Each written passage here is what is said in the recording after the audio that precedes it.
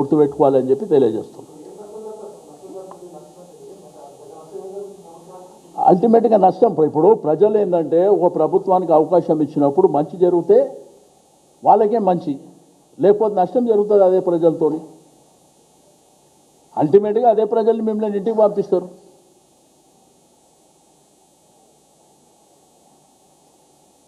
Okay, ఏమన్నా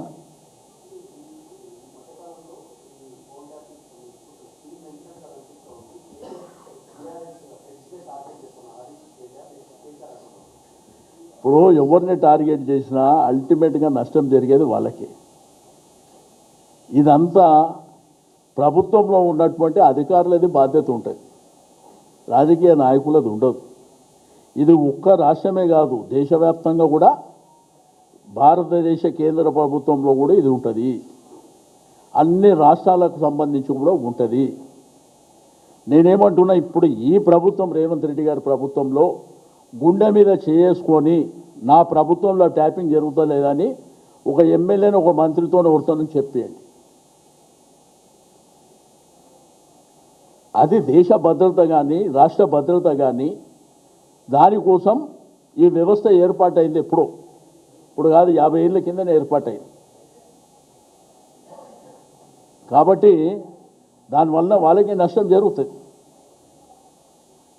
fine, KCR గారిని పిలవండి.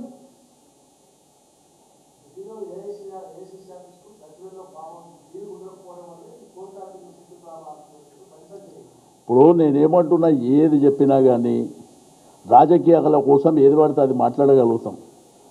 ఎవరు మాట్లాడినా బాధ్యతగా మాట్లాడితే వాళ్ళకే మంచిది. ఓసారి వాళ్ళకి లింకు, వీళ్ళు మాట్లాడితే వీళ్ళకి లింక్, ఇదే కదా జరుగుతుంది. నిజాయితీగా నిబద్ధతతో పనిచేసే వ్యవస్థని ఏర్పాటు చేయండి ఫస్ట్. అది వదిలిపెట్టి పనికిరాని పిచ్చకుంట్ల వ్యవహారం అంటారు కూడా అట్లుంది ఇప్పుడు.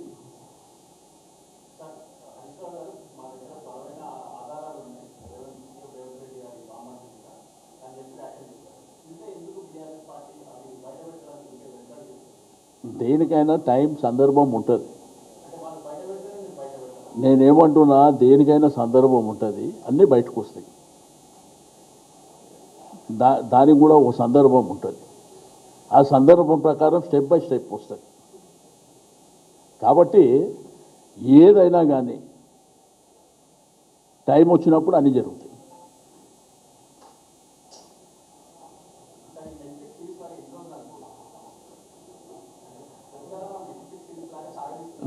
రెండు సంవత్సరాలు 2 మాసాలు అయింది ప్రభుత్వం వచ్చి, ఇంకా 2 ఏళ్ళు నడిపిస్తారు. 5వ సంవత్సరం ఎవరు మాట కూడా వినడు.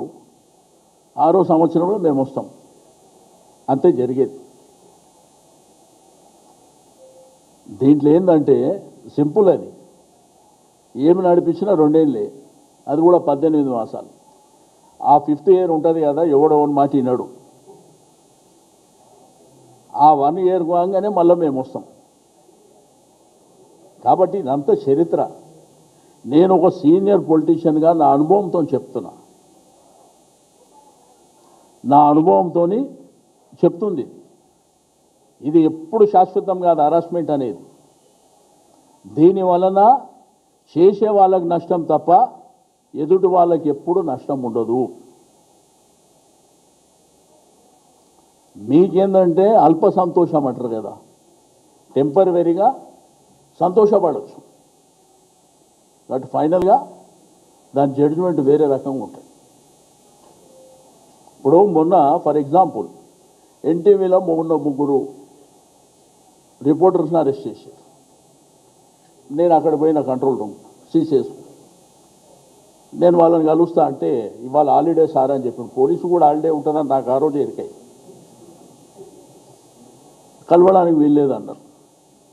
ఓ ఇట్లా హంగామా జరిగిందంటే ఏదో ప్రపంచం బద్దలైనట్టు అనుభవం జరిగింది. తీరా న్యాయమూర్తి దగ్గర తీసుకుపోతే ఏం జరిగింది అంటే, వాళ్ళు పెట్టిన సెక్షన్స్ ఏవైతే ఉన్నాయో వాళ్ళకి అసలు ఎలిజిబులే కాదు. ఏం చేశారు? ఇప్పుడు దానివల్ల పోలీస్ డిపార్ట్మెంట్ కానీ ప్రభుత్వానికి ఏమైనా పేరు వచ్చిందా? వాళ్ళ ముగ్గురికి పేరు వచ్చిందా? వాళ్ళు ముగ్గురే హీరోలు అయినారు కదా. మరి అదే జరుగుతుంది అంటున్నా నేను